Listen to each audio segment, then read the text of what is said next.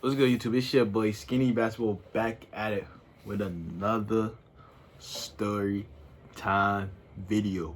Before y'all cut my ass, this is a whole different Nike jacket. The other one back there, my nigga. You know what I'm saying? Next to the windbreaker. I got different jackets, chill up. But this is the story time about. This story time gonna be about the most embarrassing moment in my life. One of the most embarrassing moments in my life, and like scariest moments in my life because this shit was crazy. But before we get into it, we gotta take a sip of the water. And we gotta back out the story time slash simp shades. You feel me? The simp slash story time shades, you feel me? You gotta throw them things on, you feel me? Yeah, and get a little smile with it. But other than that, let's talk about this most embarrassing moment in my life and scariest. Now, this was my junior year in high school. This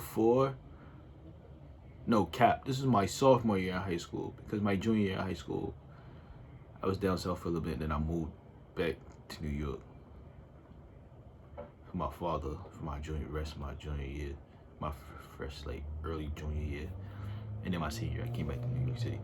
But this is my sophomore year in high school, and I lived down south at the time. And no, the school I went to was predominantly white, right? And the school I went to was called Ashley High School. Predominantly white school, not that many niggas, mad far. You gotta get up on the bus 9 in the morning, you know what I'm saying? So, that being said, not to be racist, you know, white people do some stupid shit, my nigga. They do some stupid shit. Like, they do some stupid shit, and this is in school, so they're doing stupid shit in school. So, I think it was like, okay. I went to school that morning. I woke up, casually got myself dressed, you know. I didn't have drip, but I was cute, you feel me? I was a little fly. I had a little drip, you know, cool, calm, button-up shirt, polo shirt, you know, black jeans with the rips in them, you know, the forces, the white forces. That was some down south shit for me, so I had to slide with that. You know what I'm saying? I go to white school, you know. I ain't really had much bread on me anyway. You know, I wasn't working, you know. So, the day went normal for me when to school. I don't know what. Like, the day went perfectly normal for me. Casual day / to school. And, like, at this particular time, I went through all my classes. No. The thing that happened to me was alright.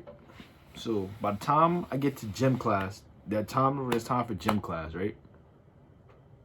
You know, I do my casual. So, like, here's the thing. So, you know how you have, like, the school, like, the little overhead shits to the school? Like, the hallway doors, you just jump and slide them shits? Yeah. Like, and one, like, you were dunking the basketball, and one. Like, that was a thing at the time around at that school. That was the thing. Like, jumping and slapping that shit. I don't know why that was a thing, why we were doing that shit. The white kids are doing it. I was like, I'm black, I wanna have fun, let's do it. And nigga, we jumping and slapping this shit casually. I did this for, like, weeks and months straight. We used to just come there, white friends, got your ass, Now, this particular day, out of all days, no, for me, I'm very bouncy, so I'm athletic as hell. I have a bounce. So I go to gym. It's gym time. You know, we casually slapping the thing like usual, right? We go to gym. I change out to my gym clothes. Cool. Bro, okay, so we leave out, we slap this shit. Alright, so we standing there, and a guy slaps the door thing. No. I go and slap it too, right? Because me and my friends was playing around. I slaps it too, my nigga. When I say I hit my head, I hit my head. I hit my head, right? This is why I got this scar right here. Like, this scar right here, I had to get staples in my head, is from where I jumped and hit my head on the top of the door. So I hit my head. I come down. I'm fine. Like, I'm fine. And you know, when you go to an all-white school and they see some shit, they drag it.